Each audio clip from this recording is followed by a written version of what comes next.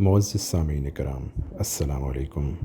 علم نور کے اس چینل پر ہم آپ کو خوش آمدید کہتے ہیں۔ علم نور کی اس ویڈیو میں ہم آپ کو اسماء حسنی کی اہمیت و فضیلت بتانے جا رہے ہیں کہ کیسے اللہ کے پاک صفاتی ناموں سے آپ اپنی مشکلات سے چھٹکارا پا سکتے ہیں۔ یا رحمانو، رحم کرنے والا، کیا آپ کے ہر کام میں رکاوٹ پیش آتی ہے؟ کیا آپ کی کوئی بھی جائز خواہش پوری نہیں ہوتی؟ کیا خوشی کی خبر سن کر بھی آپ دلی طور پر خوش اور مطمئن نہیں ہو پاتے؟ اگر آپ ان مشکلات کا شکار ہیں تو آج کی ویڈیو خاص آپ کے لیے ہے۔ آج کا اس میں خاص ہے یا رحمانو، جس کے معنی ہے اے رحمت والے۔ بے شک رب جہاں کی رحمت بے حساب ہے، وہ ذات خیر و برکت کا سر چشمہ ہے، اس کی رحمت میں انتہائی جوش و خروش ہے۔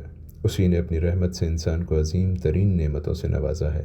اس کا ورد کرنے والا کبھی مایوس نہیں ہوتا۔ فطرت انسان ہے کہ وہ دنیا کی رنگینیوں میں اس قدر کھو جاتا ہے کہ وہ اپنے ہی رب کی دی گئی نعمتوں کا شکر ہی ادا نہیں کرتا اور اپنے رب سے دوری اختیار کر لیتا ہے۔ مگر میرا رب اپنے بندوں سے بہت ہی پیار کرتا ہے، اسی بنا پر وہ اپنے بندوں کو چھوٹی چھوٹی آزمائشوں میں ڈالتا ہے تاکہ وہ دنیا فانی کو چھوڑ کر اپنی آخرت کی فکر کرے۔ فکر آخرت ہو یا دنیا کی، رنج و علم نجات کا ذریعہ صرف رب باری تعالیٰ کی ذات ہے۔ فکر آخرت ہو یا دنیا کے رنج و علم نجات کا ذریعہ صرف رب باری تعالیٰ کی ذات ہے۔ یا رحمانو اللہ کے خاص اسماء میں سے ایک ہے۔ جب ہم اللہ کو رحم کرنے والا کہہ کر پکارتے ہیں تو وہ ہم پر اپنی رحمت کے دروازے کھول دیتا ہے اور ہمیں اپنی رحمت کے حصار میں لے لیتا ہے۔ یا رحمانو کے خاص ورد کرنے سے بہت سی مشکلات حل ہو جاتی ہیں، لیکن ورد کرنے کا ایک خاص وقت ہر شخص کے ستارے کے مطابق معین ہوتا ہے اور ہر وظیفے کے لیے اجازت شرط ہوتی ہے۔ اس لیے اگر آپ چاہتے ہیں کہ آپ اس اسم کے خاص فیض کو حاصل کریں تو اس کے دو طریقے ہیں۔ عملیات کا طریقہ، عامل بننے کے لیے اجازت شرط ہے، کیونکہ قرآن مجید کی آیات اور اسم اعظم کے ساتھ موکلات بھی ہوتے ہیں اور اللہ نہ کرے وہ آپ پر الٹے بھی پڑ سکتے ہیں، اس لیے آپ کو اجازت لینا ضروری ہے۔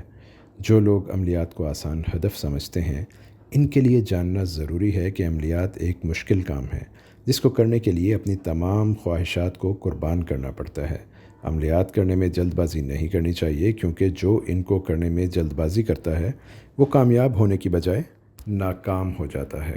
عملیات کرنے کے لیے بہت سی چیزوں کا خیال رکھنا ہوتا ہے، جیسا کہ حقوق و فرائض، جلالی و جمالی پرہیز، نفرت، غصہ، جھوٹ، کینہ، زنا اور خاص طور پر اپنے آپ کو اور دل کو پاک رکھنا لازمی ہوتا ہے۔